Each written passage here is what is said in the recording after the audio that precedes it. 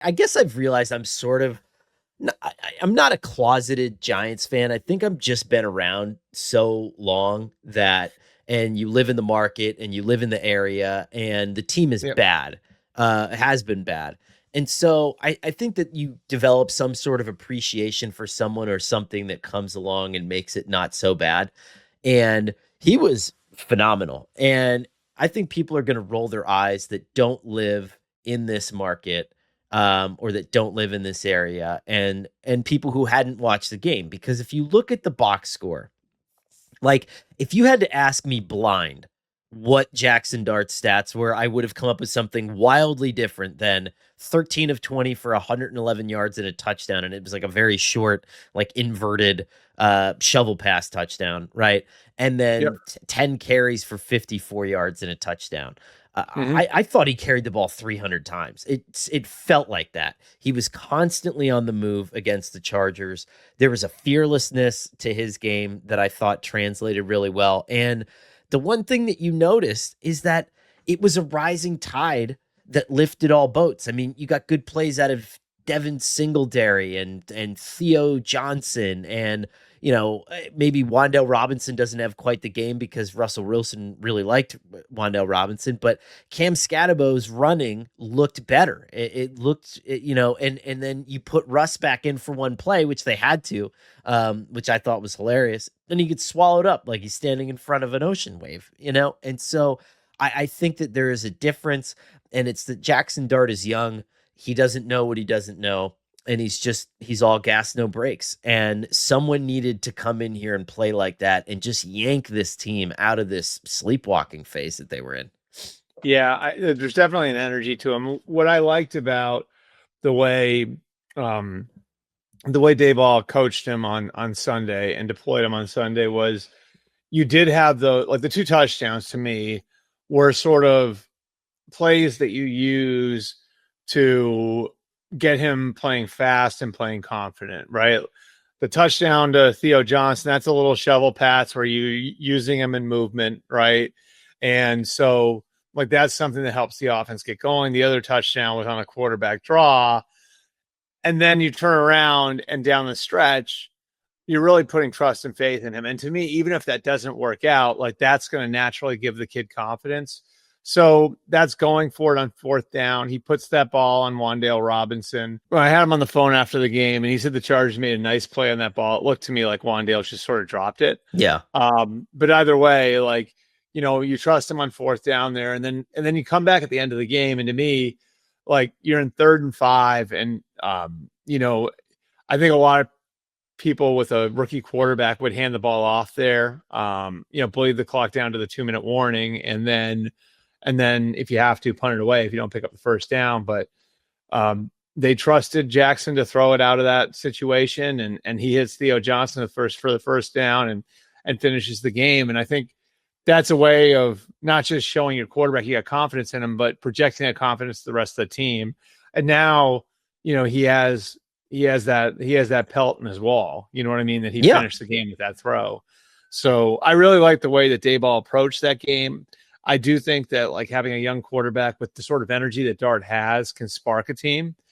And I mean, look, they have the Saints next week, I believe. Like this, I'm not saying they're going to win the division or anything like that, but you go into the Superdome and win next week, and now all of a sudden, you've got the Thursday night game against the Eagles on October the 9th, and you're 2-3, and we'll see what happens. You're 2-3, but maybe you just don't get run out of the building. You know what I mean? And you have a chance, like 6 or 7 wins looks a little bit more reasonable than it did a couple of weeks ago, right? Right. And I don't know if Right. that's enough. I mean, I'm not into this like droning on conversation about like, is it going to save Brian Dable's job? I don't know. I don't care.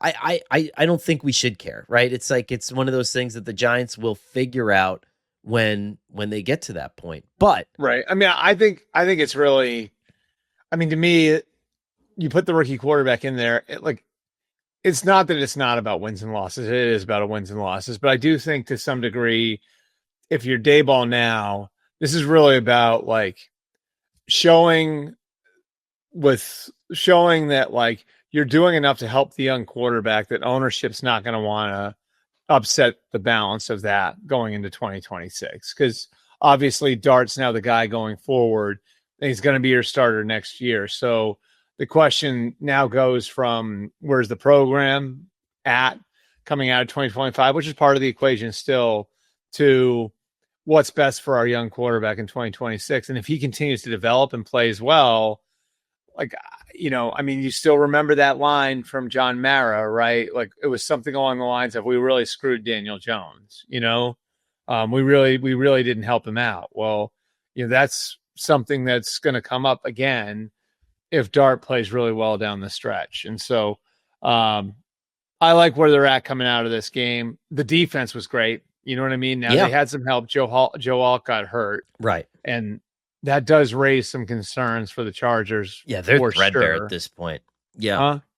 They're down to like the D team on offensive line at this point. Yeah. Right. And that was like, and the problem with that is that so much of their identity was being formed behind that offensive line over the last couple of months.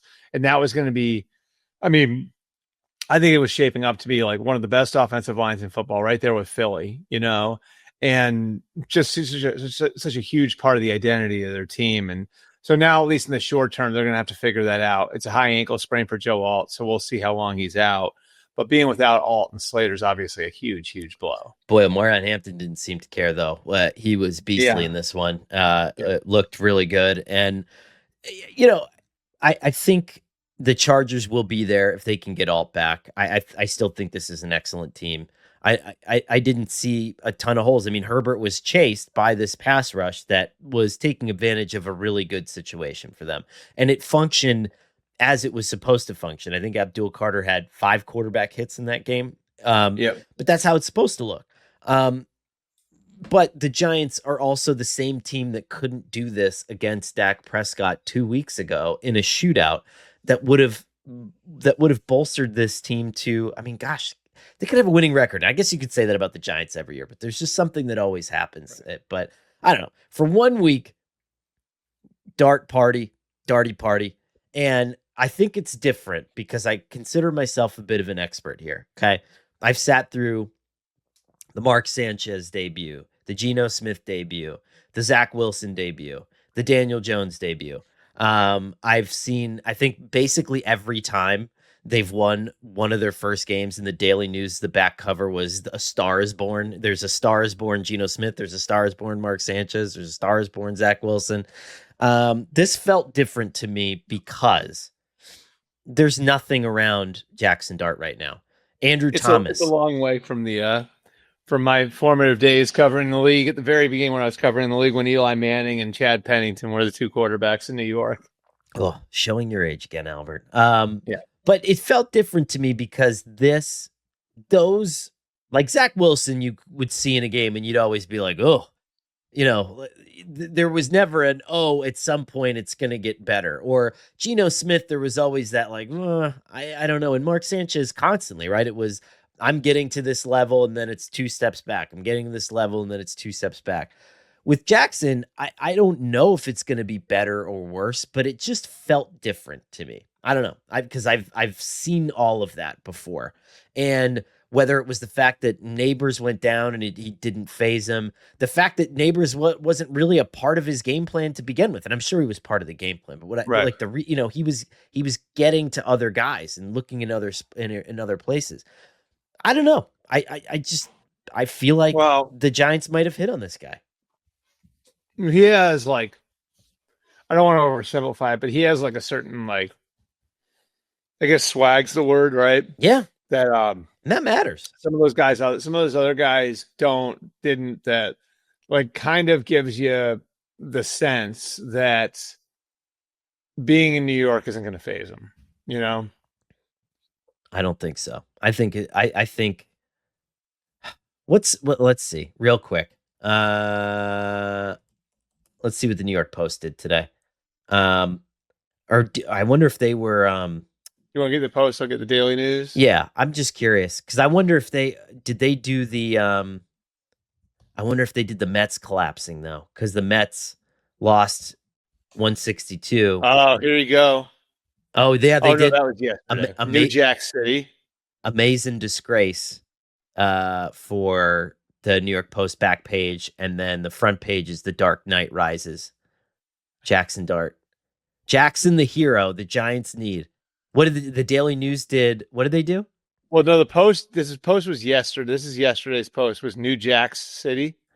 Um, Pretty good. Dead October. Daily News. Mets fall Oh, flat there on it is. final You day to see it miss too out on the now. postseason. And then the ecstasy and the agony was the football headline, which I don't love.